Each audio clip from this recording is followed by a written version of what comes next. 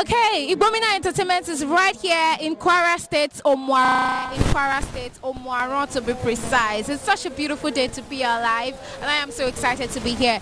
Guess what's happening? A new king is being installed in the town of Omu-Aran. This is my very first time to witness this kind of beautiful event in the Yoruba land, and I cannot wait to see everything unfold.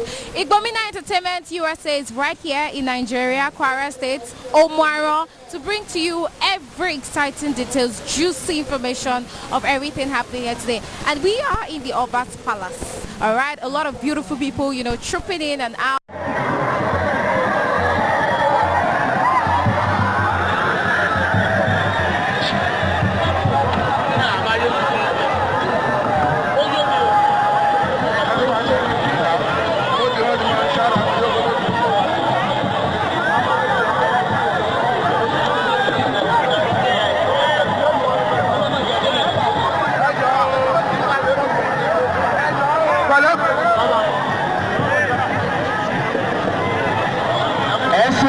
ká máa sún lẹ́yìn ẹjẹ́ asókú olójú agbe ẹsẹ̀ ẹjẹ́ asókú olójú ẹjọ́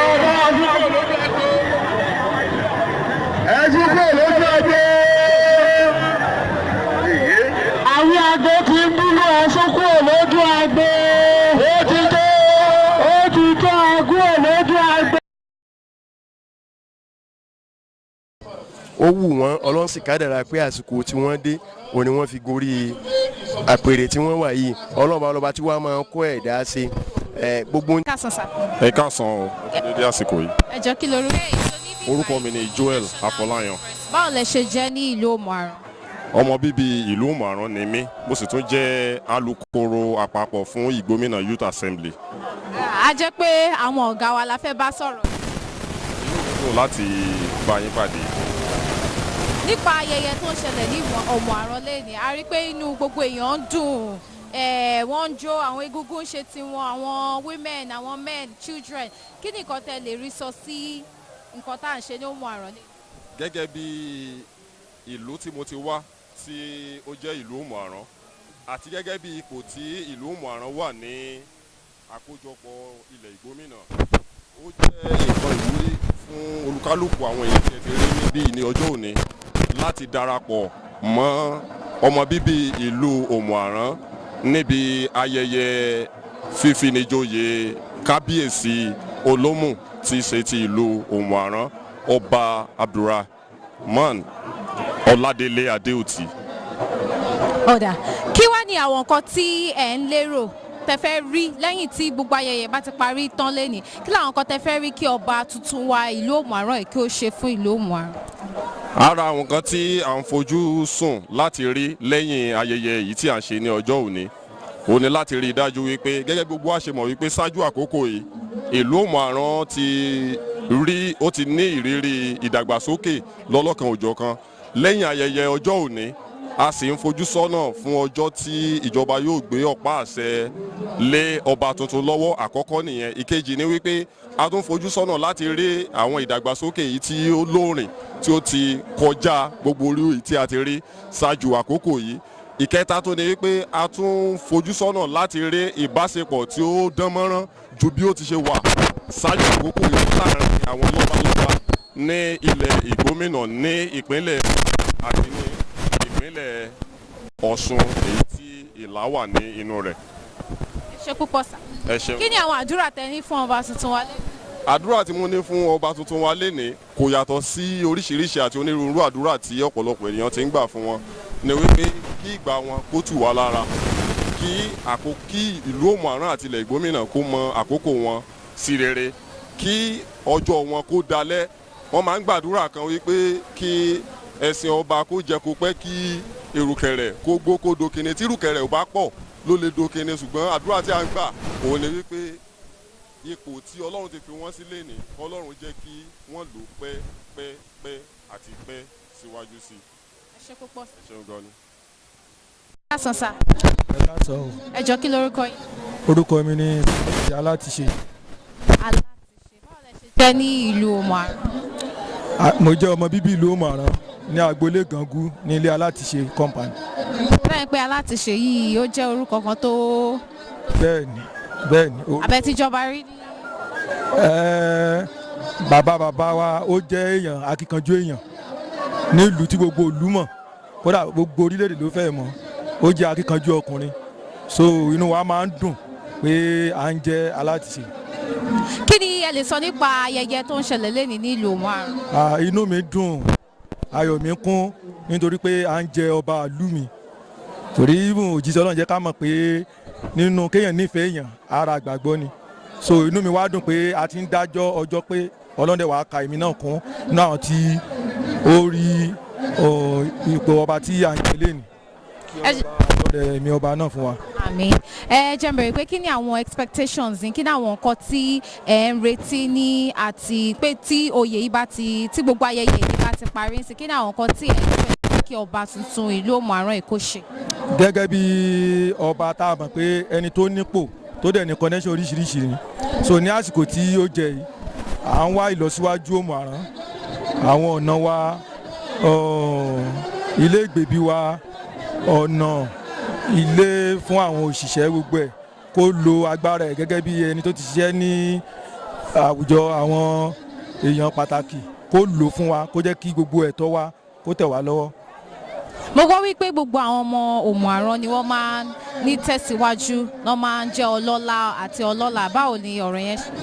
bẹ́ẹ̀ ni gbogbo àwọn ọmọ Omu-Aran ògo ni wá kò sí ìlú tí ó wà ní gbogbo ayé tí mo máa ń gbọ́ tí mo mọ̀ pé Omu-Aran so ọlọ́run kẹ́ wa ìlú tó dáa nílùú wa so bọ́lọ́run ṣe àárín yẹn ni.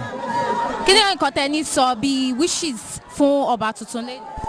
kí ọlọ́run bá wa lọ rẹ̀ mi wọn kí wọ́n pẹ́ fún wa èmi náà tí mo dẹ̀ ń sọ yìí no mo fẹ́ díje ipò House of Assembly Kwara State Ìrẹ́pọ̀dún constituency lábẹ́ òṣèlú PDP kí ọlọ́run kí ó ràn mí lọ́wọ́. ẹ ti wọlé. lágbára ọlọ́run. ẹ ṣé gan. ẹ ṣé gan.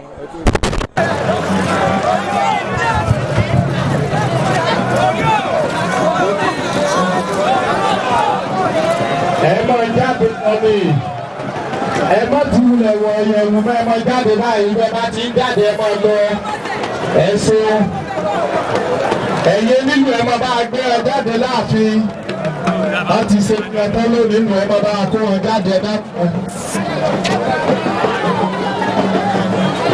Sọma. Nǹkan sàn. Ẹ̀sùn máa ẹjọ́ kí lorúkọ yín. Rizkatu Azeez. Báwo lẹ ṣe jẹ́ ní ìlú.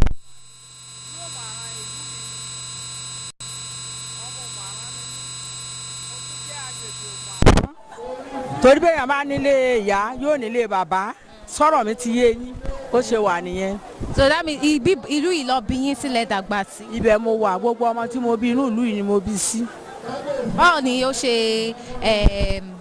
fíìl kéèyàn jẹ́ ọmọ Omu-Aran.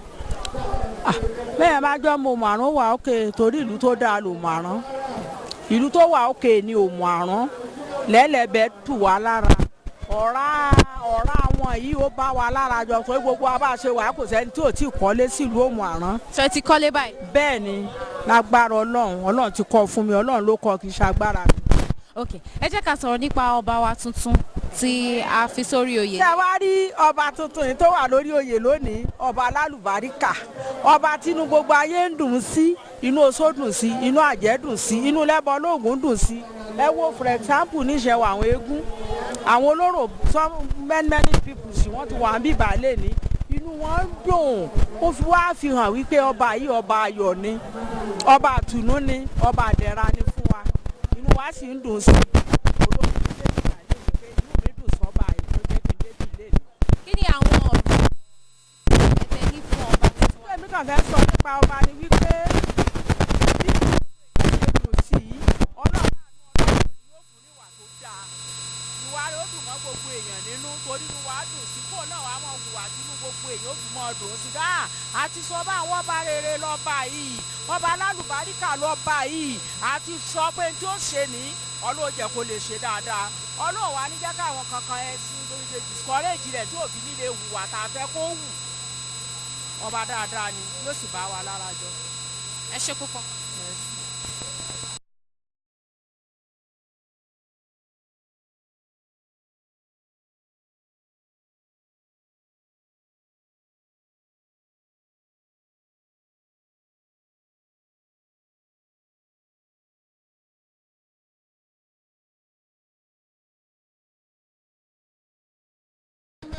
pẹ̀lú orí ọ̀fẹ́ Ọlọ́run. For how many years now? Ó ti máa tó bí 50 ọdún. 50 years. Okay, 50. Báwo ni inú yín ṣe dùn sílẹ̀? Ṣùgbọ́n jù bẹ́ẹ̀ lọ mo wà níbí lórúkọ CAN Christian Association of Nigeria Omu-Aran. Inú wa dùn púpọ̀ lónìí torí pé Ọlọ́run ló ń fọba jẹ, Ọlọ́run ló ń fọba sípò. Ọlọ́run fi ọba tuntun fún wa. Inú wa sì dùn púpọ̀ nítorí kábíyèsí tí Ọlọ́run ṣẹ̀ṣẹ̀ fún wa. So kí ni àwọn nǹkan tí ẹ expect kí kábíyèsí tuntun tọjọ́ òní kí wọ́n ṣe ní ìlú Omu-Aran? Ìrètí wa náà ni wípé wọ́n ó gba Ọlọ́run láàyè láti darí wọn torí Ọlọ́run ló ń ṣe ohun gbogbo, Ọlọ́run ló ń ṣètò ìlú. Bí wọ́n bá ṣe fún Ọlọ́run láàyè tó sí nínú ọkàn wọn ni Ọlọ́run yóò fi lè ṣètò ìlú. It's been fun talking to everyone right here today in the town of Omu-Aran, and also we wish the new kábíyèsí long life and prosperity. As Yorubas would say, irukere a pẹ́ lọ́wọ́.